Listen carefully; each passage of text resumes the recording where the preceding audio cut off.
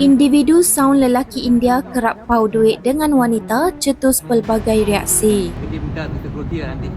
You tak boleh lah minta-minta orang. Saya susah lah sebab tu minta lah. Tak ada. I tahu you minta orang lain juga.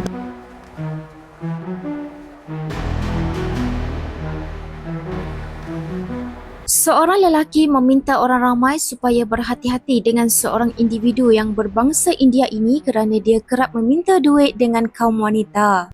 Modus operandinya dengan memberi alasan yang sama tayar pancit, kereta rosak dan berkaitan. Difahamkan kejadian itu berlaku di kawasan Sentul, Sky Avani dan Maxim City Light.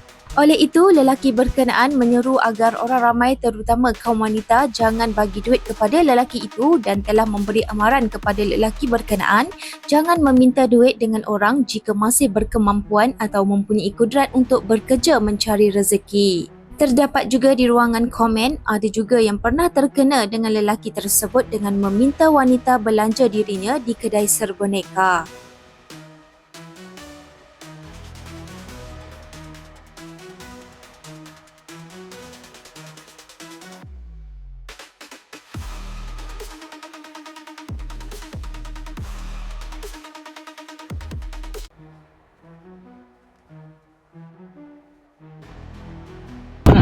Tadi itu perempuan sudah minta tau. I nampak you minta duit dengan perempuan tu.